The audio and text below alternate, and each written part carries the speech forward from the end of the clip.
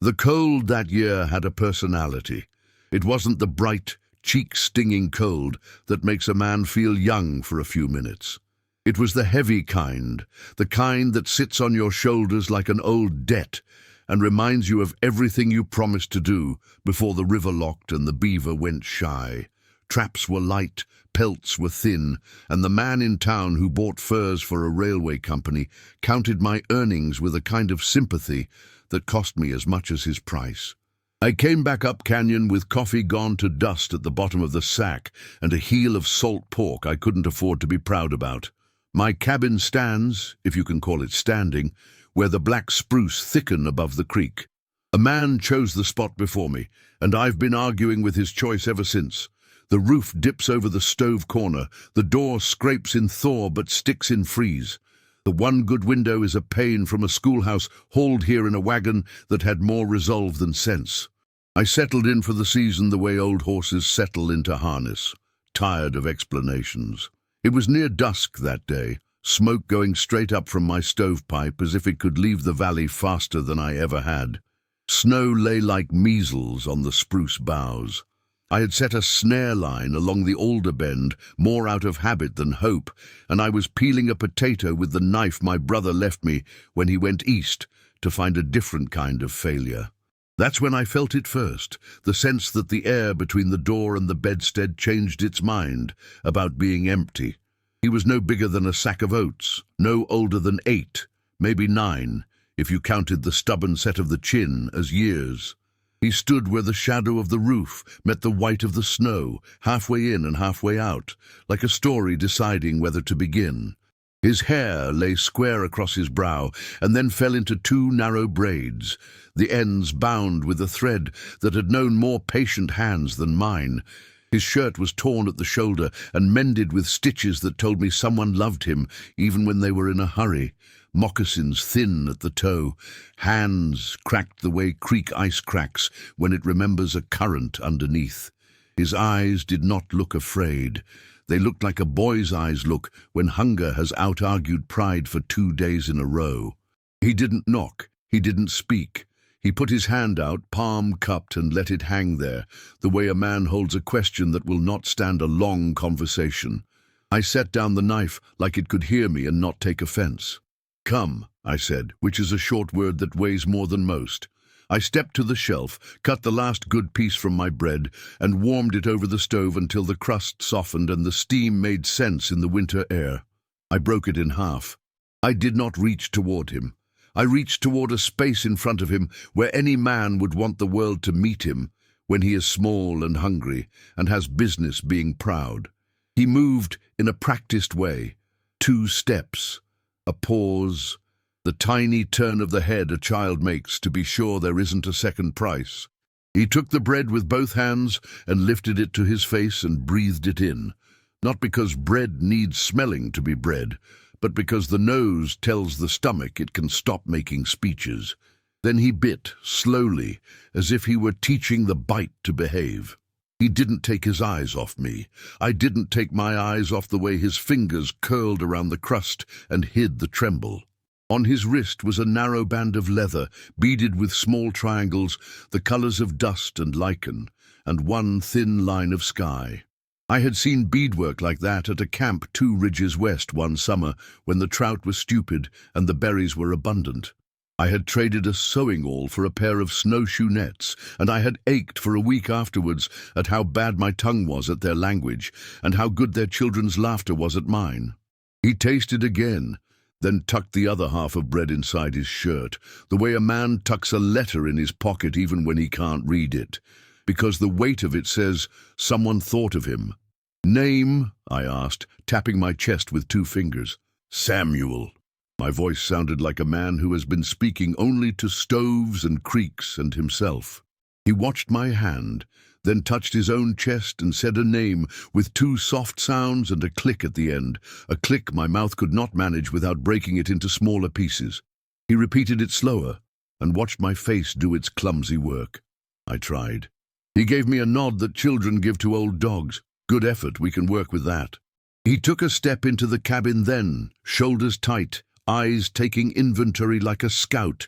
Stove, bedstead, rifle pegs above the door, the coil of snare wire by the stool. He looked at the coffee pot on the back of the stove and at the pot beside it, where a thin stew pretended to be more than it was. He did not ask to sit. I pulled the second stool out with my foot and set the wooden spoon on the table, handle toward him. He waited until I took a spoonful, blew across it, and swallowed. Then he took the spoon and did what bodies know to do when the world gives them something warm. He ate with patience. He ate like someone had taught him to leave room for the rest of the day. Halfway through the bowl, his eyes flicked to the door, and then up canyon, then back to me. He lifted his hand and drew a shape in the air. Ridge, bend, stand of spruce, a small loop. He tapped his chest, then he opened his palm, and the fingers came down one by one, as if marking days. Lost? Separated? The snow had hidden all the obvious answers. You from up that way? I gestured with my chin, which is a language men share when their mouths can't keep up. He nodded once. I pointed to the bunk. He shook his head, set himself near the stove, and eased down slow, his back to the log wall. The warmth and the defensible position both counted as sense. He tucked the bread against his ribs under his shirt and set his hand over it, the way some men set a hand over a Bible when they swear a thing into being. I took the rifle down from the pegs, cracked the breech, laid it back up open where a child could see it wasn't a threat. Then I took a length of moose hide and set about mending the tear on his shoulder. I didn't touch him until he watched me thread the awl twice without jabbing myself. Then I made a small show of pricking my own shirt first, so he could see the needle wasn't a debt. He leaned forward enough to let me catch the torn edge. The leather was cold in my fingers. His skin under it was warm and thin as paper. I made the stitches neat, because neatness is respect when you haven't got much else to spare. The light went out of the window, and the room took on that blue the valley makes for itself in January.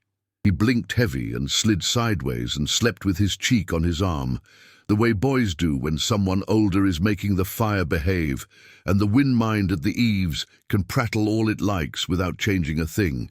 I put another split on the coals, turned the kettle's handle so the steam blew toward the window, and sat where I could see both him and the door. Outside, a band of coyotes argued about distance. The creek talked to itself under its roof of ice. You can live a long time with your own thoughts and forget what other people's breathing does to a room. I listened to his, light, then steady, then deep. The longer I listened, the more I remembered times when other people had fed me. Once an old man on the Arkansas who made corn cakes on a shovel. Once a woman at a wagon camp who pressed half an apple into my hand and said nothing about my empty pockets.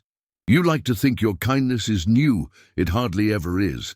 Sometime in the night I woke with a sense in my bones, not of danger exactly, but of a tension focused from a distance. It's a trapper's feeling and a father's both. The child slept on. The wind shifted, warmed by a current that meant weather on the way. I lay there and counted the stove's creaks. I told myself what I already knew, that if he were missing, someone would come for him, and if someone came for him, they would come with caution and numbers. I told myself other things too, that a man can be penniless and still have something worth protecting, that the cost of a crust of bread is almost nothing and sometimes everything. That morning has a way of asking a man to stand by what he did in the dark. Before first light, the cold retreated from the window as if it, too, were waiting to see what sunrise would make of us. The sky lifted slow, not because the sun was late, but because the valley had its own ideas about when to admit it. I stepped out to scatter the ashes and take the first taste of the air. The kind of quiet that sat there wasn't empty, and it wasn't full. It was the kind of quiet that happens in a room just before the door opens. I heard them first, a low, steady rhythm, not a gallop, not a charge, but a traveling sound with an intention in it. Hooves on crusted snow, sinew under weight, leather creaking where it ought. From the south and west and east, they came along the lines the land had drawn for them long before any of us were old enough to argue. over the shoulder of the hill, up through the notch by the dead pine, along the old elk trace below the rim. They didn't come like a river breaking a bank. They came like a river finding its bed. In a few breaths, the cabin stood not at the edge of the world, but in the center of a circle the world had made. Men and women, old ones, pulled on sleds of poles, behind easy ponies, children with their hair tied back clean, a dog trotting with that sideways joy dogs have when a day has finally admitted it's worth something. 200 souls, or 100, or 50 that felt like 200, because dignity multiplies a group in the eye that beholds it. They stopped at a respectful distance, the circle so wide I had room to breathe in it. No shouts, no flapping, no display, just presence. From the far arc, a rider came forward, a man with hair to his shoulders and a staff in his hand upright, a strip of white cloth tied below the point. He set his horse at a walk and let it make the last decisions itself, which is how you approach a house when a child has slept there. He stopped 10 paces away. He did not look past me at the rifle pegs.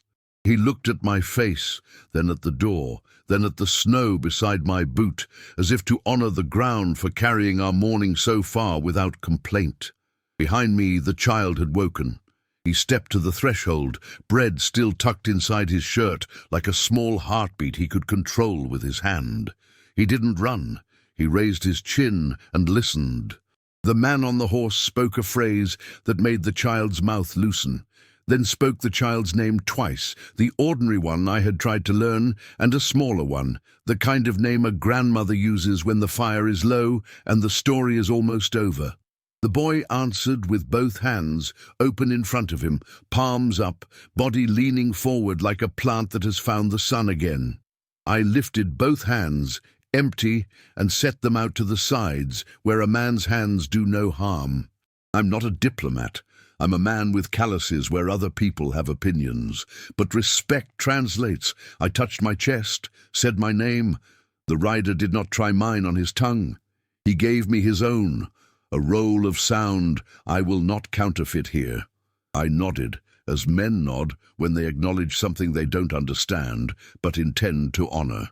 Then from the north came a different sound, the iron bite of a thin-wheeled wagon and the ragged drumming of horses ridden by men who like their stories noisy. A small posse of local boys, the sheriff's nephew among them, 2 freighters who make their living telling customers what they want to hear, and a pair of trappers who think a winter of bad luck is someone else's fault. They saw the circle. They saw me in the doorway, the child by my knee, the rider with the white cloth.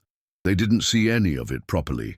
They saw trouble, which is the shape ignorance gives everything it doesn't own. "Sam!" the nephew called, as if my first name were a leash. "You all right?"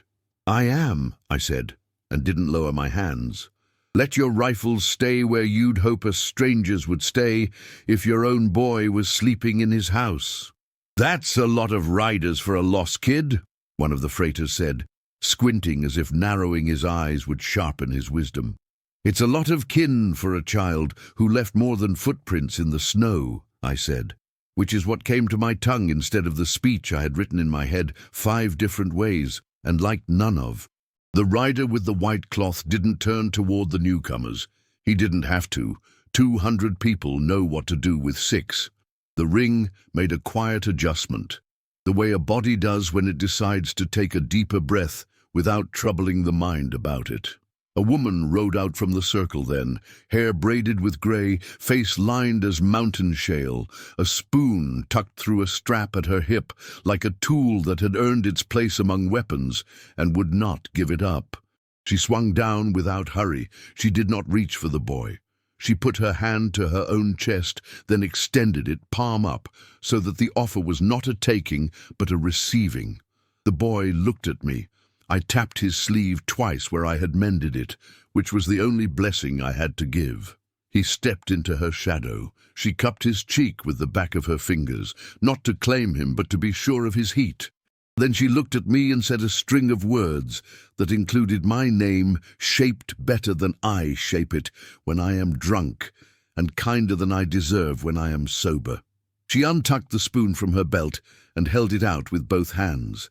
There are papers men sign in town. There are marks men make in dirt.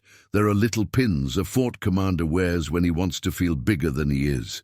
None of that felt as binding as the wood of that spoon in my hands. It was smooth with years.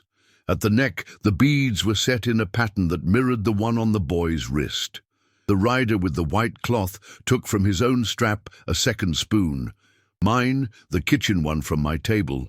He must have seen it through the open door and tied to it a thin strip of white cloth, then returned it to me with a knot that I could see had a meaning beyond its grip. Exchange. A promise made without the tax of words. "Lower your rifle," I called to the sheriff's nephew without looking at him. "If it goes off, your grandchildren will hear the worst version of you, and I aim to keep your name better than that." One of the trappers snorted and then stopped mid-snort because a dozen old men on travois had fixed their eyes on him, and there are judgments older than any sheriff's badge. Mabel from the freight stop, woman, widow, baker of the only bread worth paying for within 50 miles, had followed the posse at her own pace with a kettle wrapped in a blanket. She came to my side without asking and set the kettle on a flat stone. "It's too cold for foolishness and not cold enough for a funeral," she said in that voice of hers that takes the air out of braggarts and puts it back into sensible lungs. "If anyone says anything that doesn't taste like respect, they can taste snow instead." The circle altered a second time, softer still. A line of women moved forward and formed a smaller crescent behind the grandmother and the boy. Children came up to where they could see without shoving. Behind me, the sheriff's nephew swallowed and uncurled his fingers from the stock of his gun, the way a man removes his hand from a stove he didn't realize was hot. He tipped his hat and found the horizon educational. The grandmother motioned to the ground near the kettle.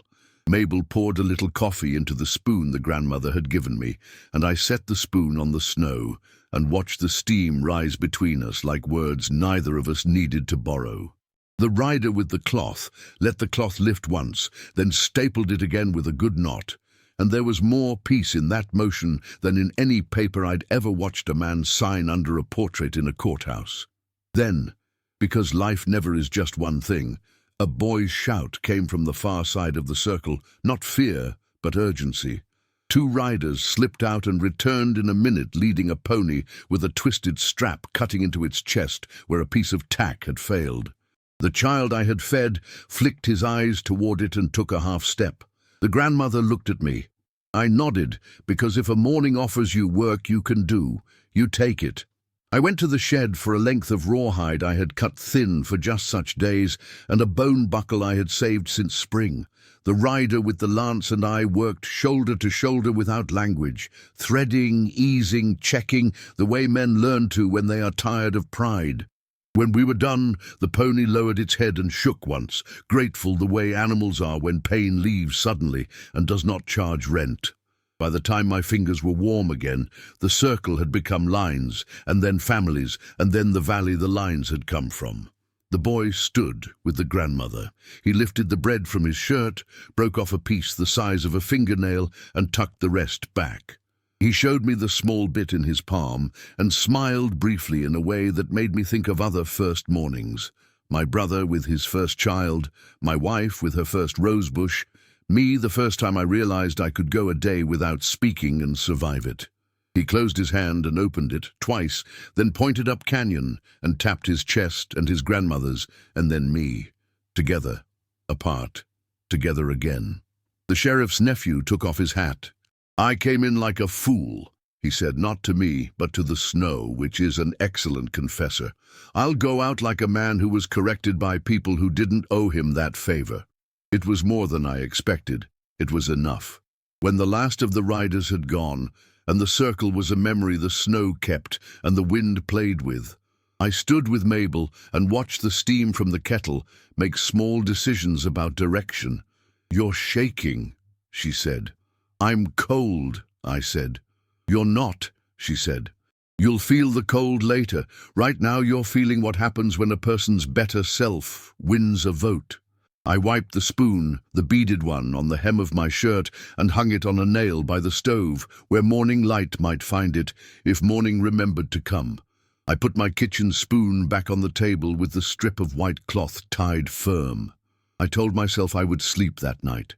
I told myself other things too, that days begin again whether we are ready or not, and sometimes they bring back what we sent into them with interest. I did not expect what the next dawn carried. You think a story ends when the riders disappear over a hill. That's just the place where some men stop paying attention. Before sunup the next morning, I woke to a sound that wasn't the wind, and wasn't the creek, and wasn't my own old bones. It was work arriving in the voice it uses when it isn't asking your permission. Hooves, yes, but soft this time, the rasp of pole on frozen ground, the rub and settle of rope under a manageable weight, low speech, less words than intention. I pulled on my boots without a lamp and stepped out into the brittle dark. A line of ponies and people came up the lane in twos, not a parade and not a siege. On the poles dragged behind the saddles were lengths of split spruce and tamarack, stacked tight. Bundles of willow for patching, sacks tied with leather thongs, 2 rolled mats, a coil of good rope, and 3 tools, whose names I had learned the hard way and used wrong until someone better taught me. They did not stop at my door. They went to my barn. It had been a generous word, barn. For that structure the past 5 winters, more hole than wall on the north side, a roof that took every storm as a personal insult, doors that had to be convinced with language I wouldn't use in front of a child. In the first light they started to put me right. 2 men climbed the slope of the roof with spruce poles and a rhythm that spoke of years. A boy drove pegs with a mallet he wasn't big enough for, but had technique enough to embarrass me. A woman with the spoon at her belt. Yes, that spoon, now threaded with the thin white cloth I'd sent back into the world, set her hand on the door and pushed once, and then said a word to a companion who loosened the top hinge and reset it 3 finger widths forward so the door could remember how to be swung without being sworn at. I stood there with my mouth open like a fish, which is the way a man looks when he has nothing to add and everything to learn.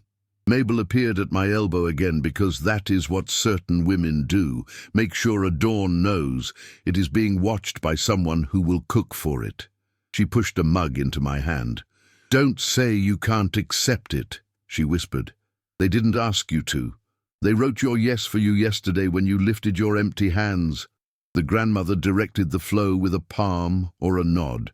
Where I would have used 3 words, she used 1 motion. And the work moved. A boy came to me with a loop of rawhide and a question in his eyes, and a half-made snowshoe frame in his hands. I tied the splice, as I had been taught years ago by a man whose name the river kept, and gave the loop back, and saw in the boy's face the small surprise of respect landing in the right place. In 2 hours, my barn had a new front on it, and the doors swung with the dignity wood deserves. In 3, the loft ladder held a man's weight without worrying his mother. In 4, my feed bins were filled with hay bound in twine so tight the bales sat like ideas in a good teacher's head. Clear, ready, proper. Someone set a shelf along the wall I had never thought to use, and on that shelf they put jars, glass sealed with cloth and twine, of dried berries, rendered fat, flour that smelled faintly of smoke in the pleasant way, and beans black and red, sorted as neatly as a prayer. The child I had fed the day before came once to my side, said my name correctly, with the right rise at the end, then made with his hands the motion for a snare, loop, twist, set, leave. He pointed toward the alder bend, then to the high meadow, then to his chest, then to my snare wire by the stool, and then he made a cutting motion at his own throat and shook his head. I knew what he meant. Their trap lines ran there. Mine would run elsewhere. It wasn't a scolding. It was a map and a method to keep us from stepping on each other's toes. We walked the line together that afternoon, after the work slowed, the grandmother, the boy, his uncle, and me. We moved down into the willow shade and up across the open where the wind keeps schooling the snow into waves. At the first pool where the creek thought about a beaver, I knelt and showed the boy where my set had been, and I took it up and set it again 2 bends higher, where the run cut clean across the bottom, and the sign told me I had a right to be. He watched my hands. I watched his eyes. The grandmother said little, but when we were done, she put her palm briefly on my shoulder blade in a way my own mother had done when I had carried in wood without being asked. Approval, not ownership. Winter will test any agreement. Ours was tested a week later when a thaw came sudden and lied about staying, and the creek tore the edges off its own ice and carried them downstream like knives. I went out at dusk like a fool and broke through to my thigh at a place I knew better than to trust. Cold landed on me with a gunpowder's quickness. Pain spoke first. I pulled my leg free and crawled crabwise to the willow root, and that's where they found me, 2 young men who had seen the mistake without needing me to make it and were prepared to honor me by not saying so. They hauled me out with a pole and a lot of the silence I prefer, and got me to my stove, while my boots steamed like a stew and my curse words steamed like a confession. They didn't linger for thanks.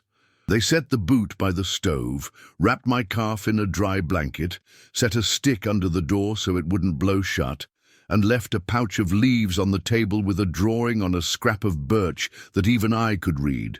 Boil, breathe, sleep. I did as instructed. In the dark of the night I breathed the steam, felt the heat push the ache back under its stone, and slept like a man who had been forgiven in a language he doesn't yet speak. News travels the same path as a thaw. It finds low spots and fills them. Word of my morning with the circle and my barn full of disciplined generosity made it to town in the mouths of men I don't trust to carry eggs. The sheriff's nephew came on a Sunday with his hat in his hands and a look on his face my father would have called instructive. He walked my barn like a man evaluating a church and said, "I didn't know help could look like this." "It usually does," I said. "We just don't like to admit it until the roof is leaking on our coffee." Boone, the loud freighter, came too 3 days later to see if any of the help might be for sale. He stood in the doorway and took in the shelf of jars and the bales and the repaired harness hanging in a line like a row of arguments that had finally agreed to cooperate. He opened his mouth, closed it, and then looked down as if the floor had gone interesting. "You going to pay taxes on all that charity?" he asked. "I'll pay in lumber," I said, "and in moving my traps where they don't step on theirs, and in being quieter than my age entitles me to be." He squinted, which is how a man pretends to understand something without the bother of learning it. Late in February, the grandmother came with 2 women and the boy and a man I had not met. They carried baskets and a small stone kettle and the spoon I kept on my nail. We didn't need an excuse. We needed what the world always needs in the second half of winter, to be reminded we are not as alone as the wet snow would have us believe. We set the kettle on the stove, and the women set corn and beans to boiling slow with a strip of meat that had seen smoke and remembered it fondly. The boy sat on the stool and carved a small horse from a piece of wood he had pulled from my kindling stack, and then he stood and set it on my shelf without looking at me, which is how you give a gift when you want it to be used, not praised. When the stew was ready, the grandmother ladled it into my cup with my spoon, the one with the white cloth at the neck. She served me first. Then she served herself. Then she served the boy, who would have eaten last if she hadn't made this little ceremony of it. We ate in that slow way that tastes better because it includes the people who cooked it. She told me, in her words and her hands, a rule I wrote on my heart and keep there. If a thing can be done quietly, do it quietly. If a thing must be said, say it once, and then live it louder than you spoke. Spring came late, as if embarrassed. The creek lifted its shoulder and then remembered its job. Willow tips reddened, then greened. I took down 3 traps for good and moved 2 others, not because anyone told me to, but because I liked the sound my conscience made when I did. I fixed the east fence with posts I cut on a day the boy whistled in a key I could almost name. He and his uncle showed me a better way to set the post in a wedge of stone so the frost wouldn't throw it out like a drunk from a dance. Once in a storm that found us both far from home, them with 3 ponies and me with a sled, I misjudged the wind and the drift, and the trail disappeared like a promise made by a politician. We set the ponies' tails to the blow and close huddled under a small cliff while the world moved sideways. We did not speak much. Fear needs wind to turn into panic. In a dead-air pocket it grows bored. When the storm lost interest in killing us, we stepped back onto the trail the wind had kindly drawn again, and went our ways with a nod that held more than words. I have written none of this down anywhere but here, and here only now, at an age when a man should inventory not just his tools, but his choices. If you came to my cabin today, you would see the spoon with the thin white cloth hanging where the morning light hits it and throws an oval onto the far wall. You would see the small horse on the shelf above the feed bins, casting a shadow like a running animal when the east cracks in the barn let in their slice of sun. You would see the beadwork on my wrist on days when my sleeves fall back, a narrow strip with triangles the color of dirt and moss, and that one line of sky I have always been too poor to buy and too rich to deserve. People in town still tell the story wrong when it suits them. The village surrounded him, they say, and if you hear it done with a certain flourish, you'd think I had been besieged. I was not. I was included. There is a difference a man my age should be able to explain to boys who don't yet know better. As for the title, some men would hang on this. Struggling trapper gave bread to a child. That part was true and small. The part that made a life out of a moment came the next morning, when the people who loved that child stood around my small house and taught me, without shouting, how to be surrounded and not diminished, corrected and not shamed, helped and not indebted. I have had luck be cruel, and seasons be stingy, and men be worse. This, finally, is the season I keep. The one where a spoon and a strip of cloth and a circle at dawn made a winter into something I didn't have to survive alone.